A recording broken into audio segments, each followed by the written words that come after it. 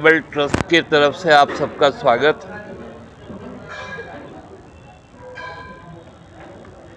पूरे रांची को और पूरे झारखंड को जिस सांस्कृतिक उत्सव का हमेशा से इंतजार रहता है वो है बांग्ला सांस्कृतिक मेला। ये मेला केवल बांग्ला संस्कृति को प्रदर्शित नहीं करता है, झारखंड के साथ में बंगाल का जो मेल है, चाहे वो खान पान में हो, पहनावे में हो, त्योहार पर्व के माध्यम से हो, एक दूसरे का पूरक है। और शुरू से झारखंड के एक विस्तृत इलाके में हम कह सकते हैं कि पूरे राज्य में जो सबसे ज़्यादा स्थानीय भाषा बोली जाती है वो बांग्ला है। वह आप संथाल परगना के पाकुर साहेबगंज से शुरू करेंगे और एकदम कोलान के अंतिम छोर बहरागोड़ा तक जाएंगे तो यह संपूर्ण इलाका बांग्ला भाषा एक सामान्य भाषा के तौर पर उसका प्रयोग होता है। चाहे वो बंगाली समुदाय से जुड़े लोग हों, चाहे वो हमारे जो यहाँ के जो मूलवासी हैं, जो विभिन्न जातियों के जो आदिवासी हैं, चाहे वो मुंडा हो, चाहे वो हो, चाहे संथाल हो, भूमिज हो, इन सब की भाषा भी जो बोलचाल की भाषा है वो बांग्ला ही है। और इसलिए ये संपूर्ण एक हम कह सकते हैं कि सम्मिश्रण है ये बांग्ला सांस्कृतिक मेला।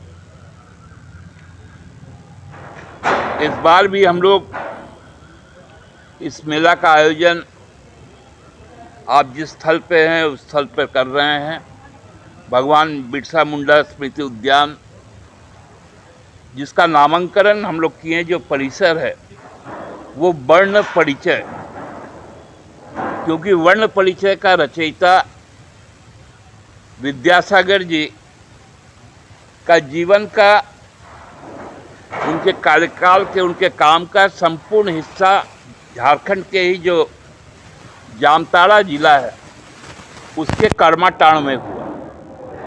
आज उस स्टेशन का नाम भी विद्यासागर स्टेशन है। नेताजी सुभाष चंद्र बोस भी जब देश के आज़ादी के लिए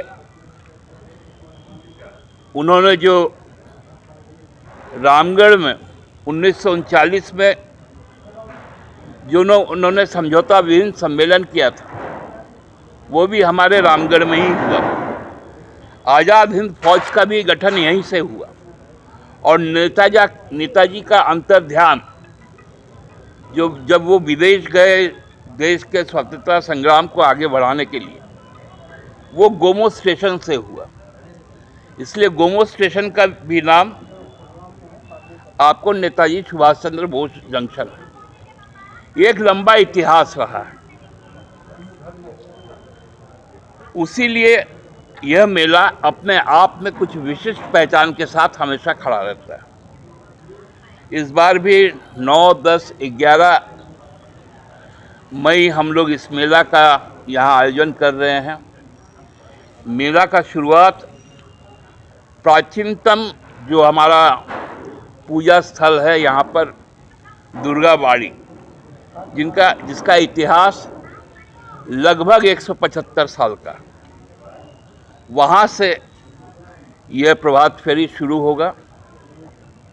और प्रभात फेरी के साथ साथ जब हम लोग यहाँ पर आएंगे, विवेकानंद पथ परिक्रमा करते हुए, जिसको हम लोग HB रोड कहते हैं, वो विवेकानंद पथ होते हुए हम लोग यहाँ पर सम्मिलित होंगे। और उसके बाद यहाँ ध्वजारोहण होगा।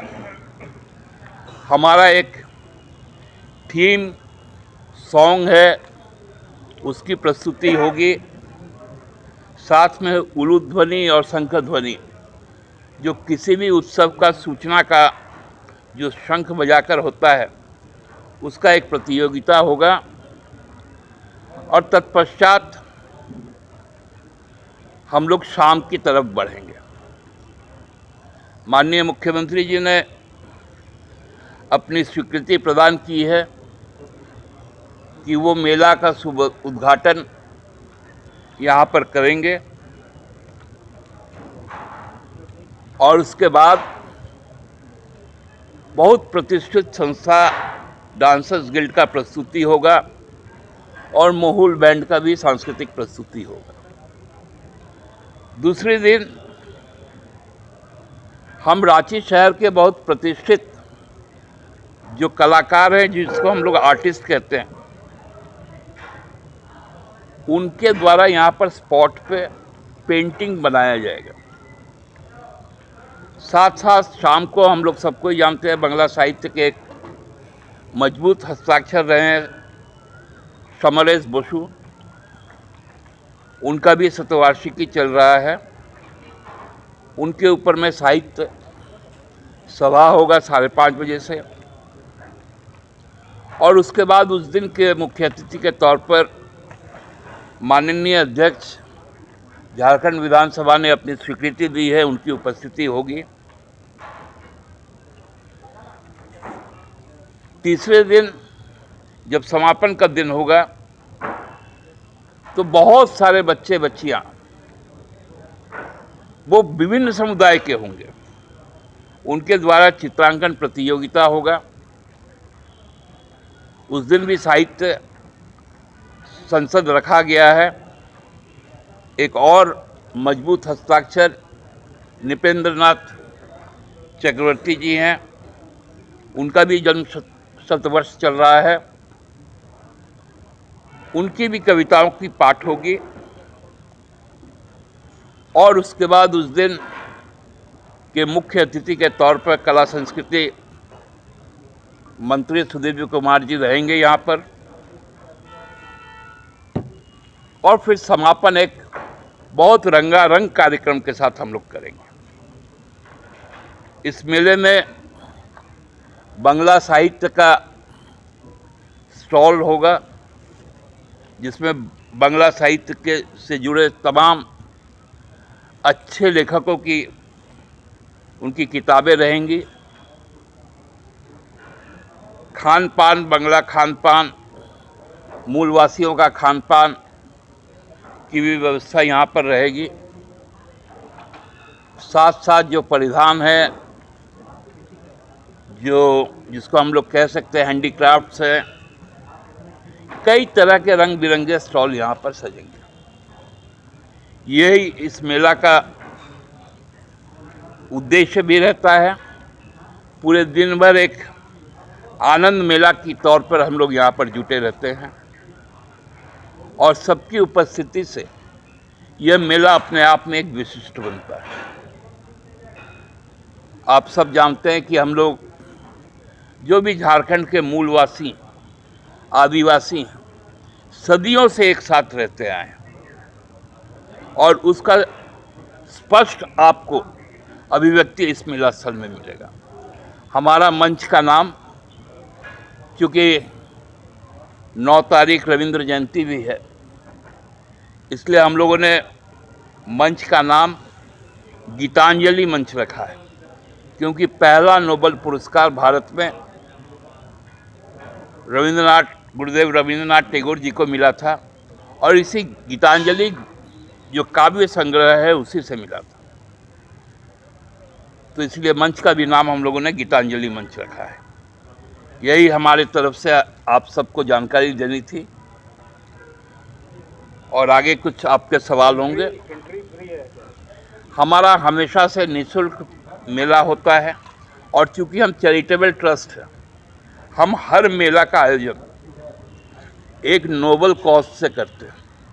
इस बार का हमारा जो कॉज है, वो जो भी यहाँ से हम लोगों के पास में धन संग्रह होगा, वो संपूर्ण धन थैलेसेमिया पेशेंट के उपचार के लिए दिया जाएगा, क्योंकि थैलेसेमिया एक गंभीर बीमारी है जो बच्चों को होती है और इस बीमारी को हम लोगों को हराना है। यहाँ कई तरह के आपको स्लोगन्स मिलेंगे जिसमें हम थैलेसेमिया से लड़ने का प्रण लेंगे, शपथ लेंगे। यहाँ रक्तदान शिविर भी होगा 10 तारीख और 11 तारीख को।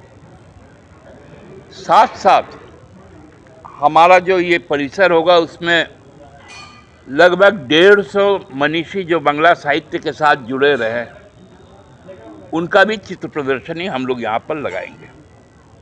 यही इस मेला का विशिष्टता होगा। स्टॉल कितने होंगे और कहाँ से स्टॉल लगाने वाले आ रहे हैं? देखिए, मूलतः हर झारखंड के लगभग जमशेदपुर से आ रहे हैं, धनबाद से आ रहे हैं, पुरुलिया से आ रहे हैं, कोलकाता से आ रहे हैं, बांकुड़ा से आ रहे हैं, दुर्गापुर से आ रहे हैं। लगभग 20 स्टॉल आएंगे और रांची के भी स्टॉल हैं उसमें। तो मिला जुला के पैन झारखंड का ये एक फोकस है। शंख ध्वनि प्रतियोगिता और उलू ध्वनि प्रतियोगिता और चित्रांकन प्रतियोगिता, ये 3 प्रतियोगिताएं होंगी। निश्चित तौर पर प्रतियोगिता है तो जो प्रथम, द्वितीय, तृतीय तो रहेगा ही। स्टॉल जो होंगे निःशुल्क होंगे या उसका कोई? नहीं, स्टॉल का चार्ज है हमारा, क्योंकि ये निःशुल्क एंट्री के साथ साथ इतना बड़ा आयोजन में एक आर्थिक पक्ष तो रहता ही। टाइमिंग मूल जो आपको जो शाम का कार्यक्रम होगा वो 6 बजे से शुरू होगा और ऐसे दिन भर के कार्यक्रम आपको यहाँ पर जो कार्यक्रम सूची आपको मिली है उसमें अंकित है। महिला समूह को भी आने का निमंत्रण दिया गया है, वो ट्राइबल क्षेत्र से हैं। महिला पुरुष संस्कृति महिला और पुरुष में बंटवारा नहीं करता। आप देखेंगे कि जो हमारा प्रभात फेरी होगा, महिला की संख्या उसमें ज़्यादा होगी पुरुषों के तुलना में।